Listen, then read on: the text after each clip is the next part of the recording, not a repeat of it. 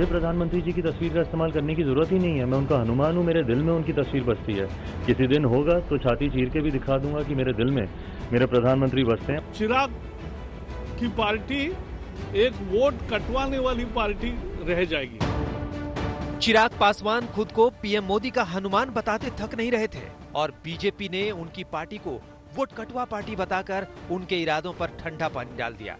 जाहिर है चिराग बुझे बुझे से हो गए।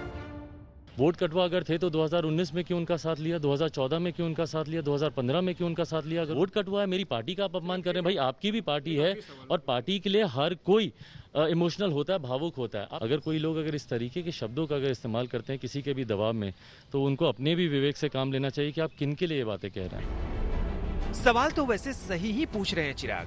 अगर एलजेपी इतनी ही बड़ी वोट कटवा पार्टी है तो उसे एनडीए से निकाल क्यों नहीं देती बीजेपी?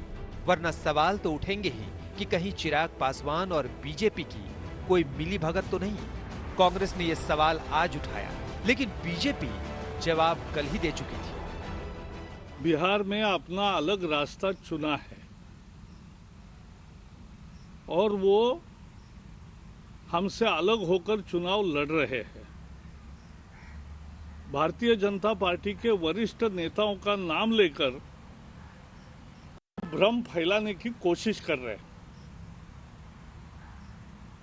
ये झूठ बयानबाजी सफल नहीं होगी।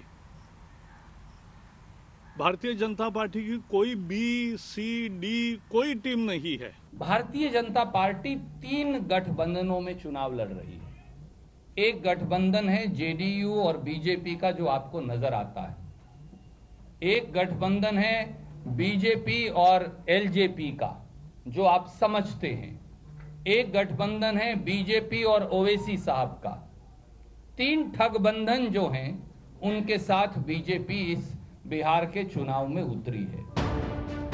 बिहार के राजनीतिक गलियारों में चर्चा आम है कि चिराग पासवान जो कर रहे हैं पीएम मोदी के हनुमान बनकर ही कर रहे हैं। वरना अगर अकेले ही चुनाव लड़ना था तो सभी सीटों पर लड़ते। सिर्फ जेडीयू के खिलाफ उम्मीदवार उतारने के पीछे क्या मकसद है? कहने वाले तो ये भी कह रहे हैं कि बीजेपी खुद जेडीयू को कमजोर करना चाहती है। लेकिन नीतीश कुमार बीजेपी की इस चाल को भांप गए हैं, इसलिए बीजेपी को मजबूरी में एलजेपी के खिलाफ बयान देने पड़ रहे हैं। दबाव में समझ सकता हूँ, मुख्यमंत्री निरंतर इस तरीके की दबाव की राजनीति वो करते हैं। खुद वो बोलते नहीं है, दूसरों से वो बुलवाते हैं और ये उनकी कार्यशैली रही है निरंतर। पर उसमें कहीं ना कहीं अपने भी विवेक का इस्तेमाल करना चाहिए कि आप एक ऐसे आदमी की पार्टी के बारे में कह रहे हैं जो कि आज से कुछ दिनों पहले तक आप ही के ही मंत्रिमंडल में आपके साथी थे। एलजेपी के खिलाफ बीजेपी का अचानक से ही आक्रामक होना भी शक पैदा करता है और चिराग पासवान का कॉन्फिडेंस तो अलग ही कहानी कहता है। उन्हें भरोसा है कि अगर त्रिशंकु विधानसभा की स्थिति बनी तो एलजेपी किंग मेकर की भूमिका में आ सकती है। यही चिराग पासवान का प्लान भी है। उनकी पार्टी बिहार की 243 में से 143 सीटों पर उम्मीदवार उतार रही है, जिससे जेडीयू का चेहरा उतरा हुआ है। देखिए, लोजपा जो है वोट कटवा पार्टी हो गई है, एक तरह से वोट कटवा है। अब जनता को धोखा दे रही है। वो झूठ मूठ के प्रधानमंत्री जी का नाम लेकर के लोगों को डार्क में रख करके चाहता है किस तरह से जनता दल यूनाइटेड के वोट काटे। ऐसा पहली बार हुआ है कि एलजेपी के खिलाफ बयान देने के लिए बीजेपी को केंद्रीय मंत्रियों को आगे लाना पड़ा है।